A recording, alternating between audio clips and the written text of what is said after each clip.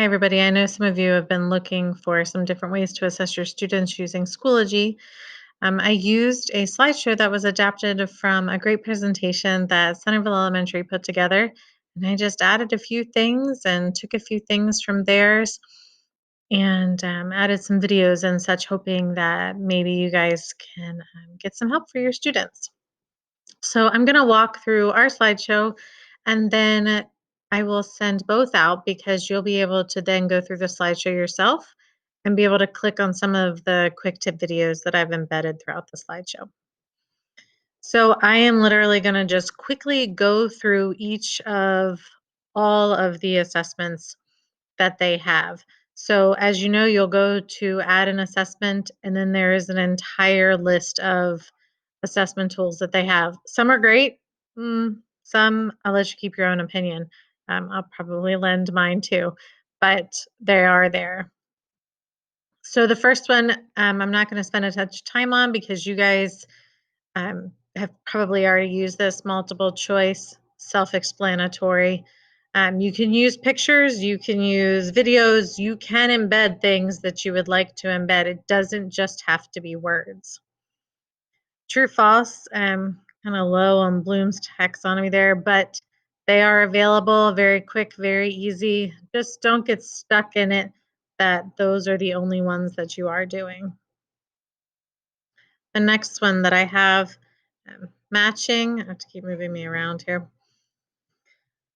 Matching, kind of low on the taxonomy again here, but again, you can put pictures in and so forth. Please feel free to do that. This, of course, is a math one, but it can go for ELA as well. Ordering the same. I can't see it used a ton in math, except maybe for order of operations or maybe for sequencing numbers. But it is used a good bit in reading, and I've seen it on MCAP where they have to order, beginning, middle, and end, and story sequences. So it is here and it is an option for you. Fill in the blank. There are fill in the blank text, drop down, drag and drop. Here is one for reading and one for math.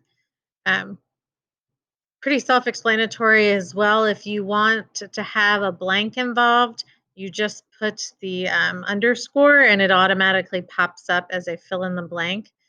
There are some takeaways and tips here. You can put in as many blanks as you want. I also have put in a video in here. It's just a quick tip, especially in reference to equations. Some of us are creating equations and they're going like 2 lines. So you're asking them to put in, blank plus blank equals blank. And they've got 4 or 5 options there, and it's going to the next line because it automatically makes those spaces so long. There's a way you can go in there and fix that. So it's like a 2 or 3 minute video just explaining how you can go in and fix that option. Label image, so fun.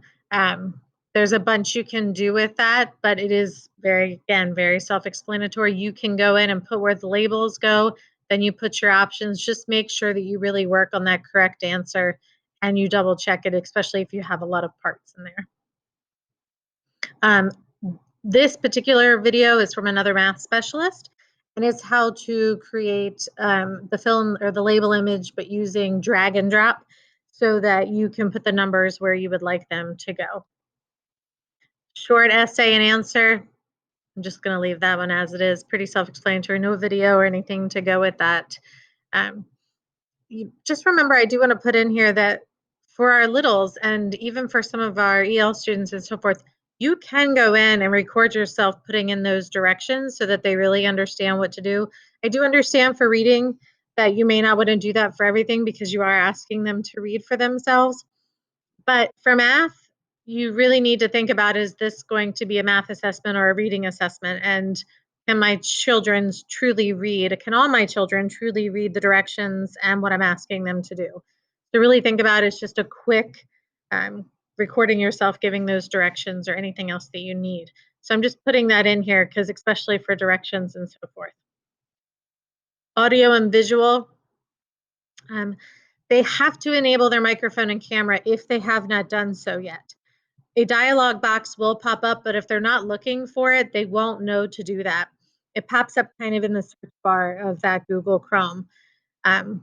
So please make sure that they know that and that they practice it before you automatically put this into an assessment that you're really grading for their report card or for progress or something like that. Make sure that they've seen it before and it won't be the first time. File upload, same thing. It's much easier if they do it on their device than the parent taking a picture and then trying to get it somehow into Schoology. It really works. For here, they can take a picture, put it right on here, and pop it right into their upload file. Highlight hotspot is different than highlight image that we have used. I do put a video in here of how to do that. Um, I like it for some things, especially for our younger children with some of our multiple choice. Especially, here's a question that we had earlier in multiple choice. Once you watch the video, you'll see what I mean about how could we make this into a highlight hotspot to maybe make it a little easier for our friends that might struggle with a mouse or so forth. All right. And here's our video to do so, so you can see that. Highlight image is one that I really like for math. The reason I do like that is because they can write right on the screen, right on their paper here.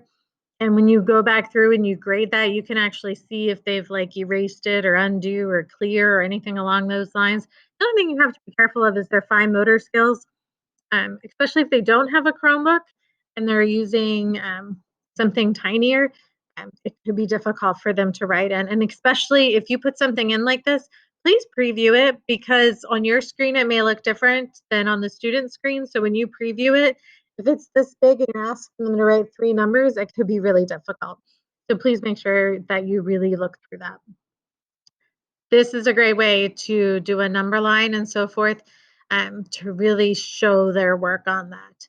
Again, remember, you can have them take a picture and upload it, but this is done right on their screen.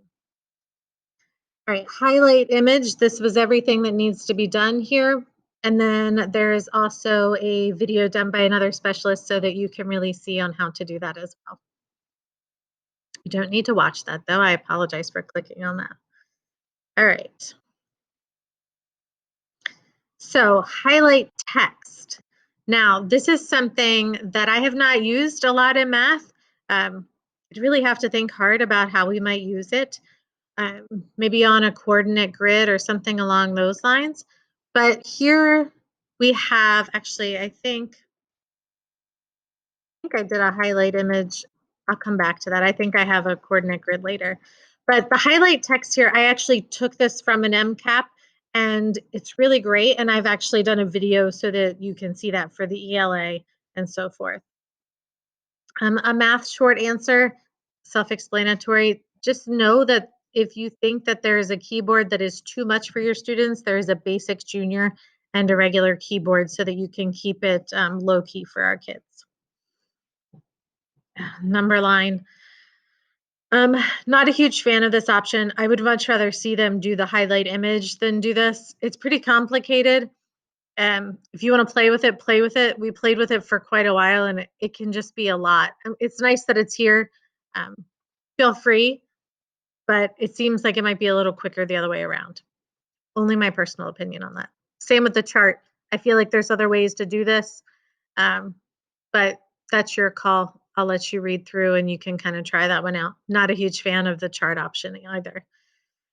Right. In the slideshow, there'll be some things we have learned. And then I've got 3 things here. One is how to record your voice into the assessment in case you need it.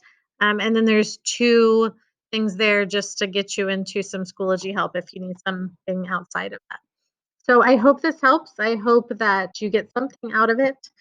And I also hope that you have a great day. Enjoy.